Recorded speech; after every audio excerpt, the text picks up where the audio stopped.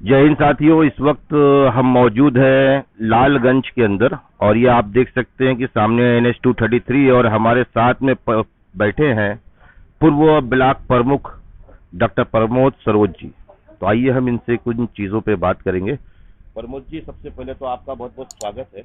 जी धन्यवाद। प्रमोद जी, मेरा सबसे पहला सवाल ये है कि आप भारतीय जनता पार्टी के कार्यकर्ता हैं। आपके पिताजी विधायक भी रहे हैं, संसद भी रहे हैं और वो आज भी समाजवादी में। ऐसा क्यों कि एक ही घर के अंदर दो पार्टियां? ये अपनी अपनी व्यक्तिगत सोच है और उनकी सोच समाजवादी पार्टी के नीतियों से उनकी मिलती है और हमारी सोच जो है वो भारतीय जनता पार्टी की नीतियों से मिलती है। तो ये व्यक्तिगत की सोच है और हर आदमी को अपने जीने का, सोचने का तरीका अपना अलग है। तो उनका सोचने का, रहने का अपना तरीका अलग है और मेरा सोचने और तरीका रहने का अलग है। तो आपको ये भारतीय जनता पार्टी इतनी पसंद क्यों आई, वजह क्या? भारतीय जनता पार्टी में सबसे बड़ी पसंद तो मुझे यह आया है कि ये भारतीय जनता पार्टी ये राष्ट्रवाद के नाम पे और विकास के नाम पे, जैसा उसका नारा है कि सबका साथ, सबका विकास, सबका विश्वास, और न इसमें जातवाद है, न क्षेत्रवाद है, न जातवाद है, न क्षेत्रवाद है, न परिवारवाद है।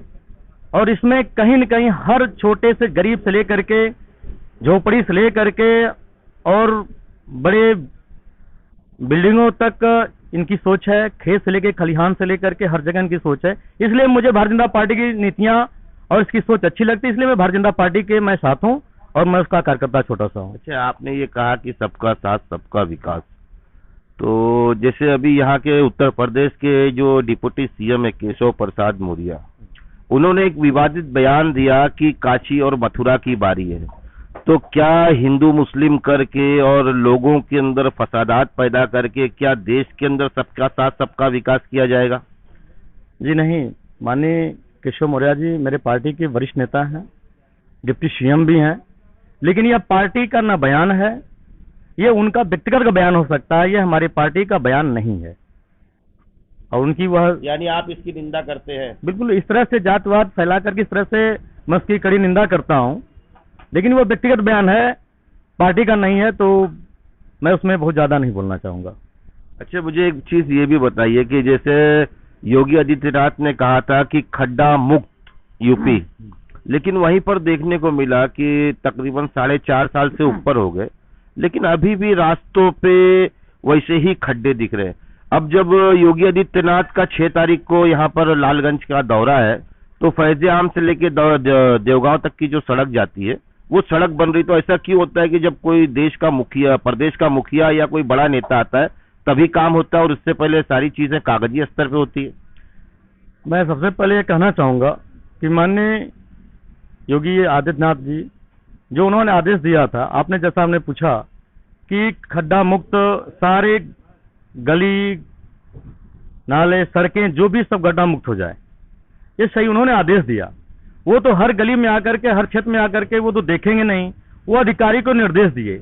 लेकिन ऐसे दूषित मानसिकता के अधिकारी मेरे इस उत्तर प्रदेश में भी पड़े हुए हैं जो कि उनकी बातों को अनदेखा कर रहे हैं। और मैं चाहूंगा कि इस बात को माननीय मुख्यमंत्री जी संज्ञान में लें और जिस तरह से अपराधियों के लिए, जिस तरह से यह भी एक अपराध है कि किसी बड़े मुख्यमंत्री का या किसी बड़े अधिकारी का बातों को अवहेलना करना, यह भी एक अपराध से कम नहीं है। जिस तरह से माननीय योगी आदित्यनाथ जी अपराधियों का बुलडोजर का घर गिरवा दिया करते थे, उसकी संपत्ति को कुड़ कर दिया करते थे, तो मेरा यह व्यक्तिगत निवेदन है माननीय मुख्यमंत्री जी से कि जो भी अधिकारी जो दूषित मानसिकता के हैं, बातों को या जो भी आप योजना देते हैं उसको ठीक से लागू नहीं कर पाते हैं, आनाकानी करते हैं। और जब आपका प्रोग्राम, जब आपने कहा कि उनका प्रोग्राम नहीं वैसा हुआ, तो ऐसा प्रोग्राम अगर आता है तो फिर कहां से आवंटित धन हो जाता है? तो निश्चित तौर से ये दूषित मानसिकता के हैं, इस पार्टी की छवि को खराब करने के लिए ऐसा लोग कार्य करते हैं। इनकी भी, अपराधियों की तरह इनकी भी संपत्ति को जब्त किया जाए, इनके घर भी बुलडोजर चलवाया जाए, ताकि इस तरह का जो ये माहौल जो क्रिएट कर रहे हैं, दोबारा इस तरह का देख करके दूसरा कोई ना कर पाए। जो योजना है घर तक जाए, गली कूचे तक घर तक जाए। अच्छा, एक चीज और ये बताइए कि जैसे ये अभी हम लोग तो ये चाय की दुकान पे बैठ के चर्चा कर रहे हैं। जी अब ये इंटर कॉलेज है इस तरफ, डिग्री कॉलेज है, और लालगंज गवर्नमेंट हॉस्पिटल है। जी लेकिन ये NH 230 के पास जो हम बैठे हैं, यहाँ पर पिछले कई एपिसोड इसके ऊपर हमने चलाए, ब्रिज के लिए या अंडरपास के लिए या गोल चक्र के लिए, लेकिन अभी तक यहाँ पर ना ही अंडरपास आया ना ही गोल चक्र आया, जो कि प्रतिदिन एक एक्सीडेंट यहाँ पर होता है। जी तो सरकार तो आपकी है, जी बराबर। जैसे पूर्वांचल एक्सप्रेसवे का आप लोगों ने उद्घाटन किया, उस दिन मुख्यमंत्री जी थे, प्रधानमंत्री जी थे, जी। तो क्या इसके बारे में भी कुछ आप कहेंगे? यह तो बहुत प्राथमिकता की बात है कि यहीं बगल में इंटर कॉलेज है, डिग्री कॉलेज है, सरस्वती विद्या मंदिर है, यहीं तहसील है, यहीं ब्लॉक है, यहीं हॉस्पिटल है। ये निश्चित तौर से ये बड़े चिंतनीय का विषय है, और इसके लिए मैंने स्वयं यहाँ पर रंजन कुमार जी आए थे, नोडल अधिकारी टिकरगाड़ में, मैंने उनसे भी इस बात को कहा, उन्होंने नोट किया। और इस तरह से कई बार हम लोगों ने, जितने जनप्रतिनिधि, हर पार्टी के जनप्रतिनिधियों ने यहाँ अंडरपास की मांग किया, लेकिन पता नहीं क्यों, क्या लगता है जहां नहीं जरूरत वहां तो हो गया। हम तो चाहते हर जगह अंडरपास हो जाए, लेकिन यहाँ बहुत मस्त था, क्योंकि यह रोड जाकर के एक NH, एक हाईवे जाकर दूसरे हाईवे को टच करता है, तो यहाँ तो अंडरपास होना चाहिए था। यदि ऐसा नहीं होता है तो प्रतिदिन का जो मेरा रेशियो है, एक दिन एक्सीडेंट, एक एक्सीडेंट प्रतिदिन का यह होगा। और हम लोग बहुत चिंतित हैं। हम लोग सरकार से भी कहना चाहते हैं, कहे भी हैं, अधिकारियों से कहे, लेकिन इसका बहुत ज्यादा लाभ अभी तक तो नहीं दिखाई पड़ रहा है। लेकिन हमारी यही कोशिश रहेगी, और आपके माध्यम से मैं कहना चाहता हूं कि जिस तरह से विकास की धुरी चारों तरफा बन रही हो, उसी तरह से माननीय मुख्यमंत्री जी अगर ये हाईवे पे अंडरपास की अगर उपलब्धता करा देते हैं तो ये बहुत महान कृपा होगी। खास तौर से यहाँ के जो नन्हे मुन्ने बच्चे जो आते हैं, आम आदमी आता है, हम लोग भी इससे क्रॉस करते हैं, कहीं न कहीं ये डर बना रहता है कि कब किधर से गाड़ी आकर एक्सीडेंट कर दे, कब हम लोग डेथ हो जाए।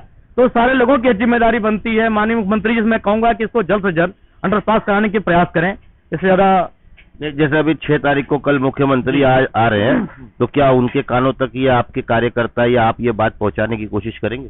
यदि मुझे मौका मिलेगा तो मैं स्वयं माननीय मुख्यमंत्री जी से कहूंगा कि अंडरपास यहाँ बनना चाहिए। और कार्यकर्ता तो सारे जितने भी कार्यकर्ता हैं, सबके दिमाग में है, दिल दिमाग में है। अब वहां तक अगर मुझे पहुंचने का मौका मिला, किसी कार्यकर्ता पहुंचने का मौका मिला, तो निश्चित तौर से माननीय मुख्यमंत्री जी से इस बात को निश्चित तौर से उठाएगा वो। अच्छा, एक आखिरी सवाल, ये देश क्वालिफिकेशन, मेडिकल ट्रीटमेंट, रोजगार से चलेगा कि हिंदू मुस्लिम से चलेगा? नहीं, देखिए, आपने बहुत महत्वपूर्ण आपने बात कहा। मेरा देश शुरू से क्वालिफिकेशन, जातिवाद पर तो हमारा देश कभी चला ही नहीं। जितना अधिकार एक झोपड़ी में रहने वाले का है, चाहे वो हिंदू हो, मुस्लिम हो, सिख, ईसाई हो, उतना ही अधिकार जो 10 मंजिला में रहता उतना भी उसका भी अधिकार है।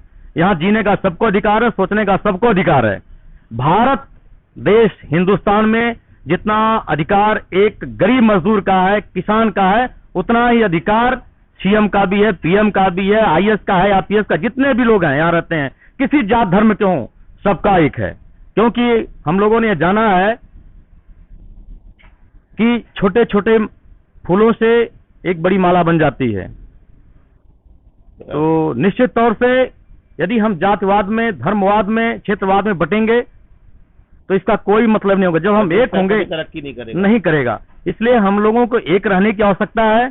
जातिवाद, धर्मवाद, क्षेत्रवाद, परिवारवाद से ऊपर उठकर हमें सोचना है, तभी हमारे देश का विकास होगा। ऐसे लोगों के बारे में क्या कहेंगे जो जातिवाद को लेके चलते? वो तुच्छ मानसिकता के लोग हैं, विक्षिप्त लोग हैं।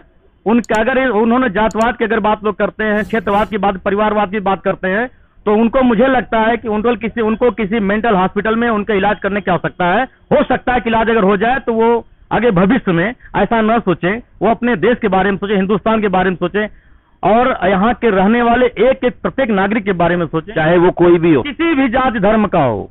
चलिए, धन्यवाद। तो ये हमारे साथ में थे डॉक्टर प्रमोद कुमार जी, बहुत ही अच्छी बात कही इन्होंने, और चाय पे बहुत ही अच्छी चर्चा हुई इनके साथ। कैमरामैन संजय गुप्ता के साथ मैं जाबिर शेख, प्रहारी, मुंबई।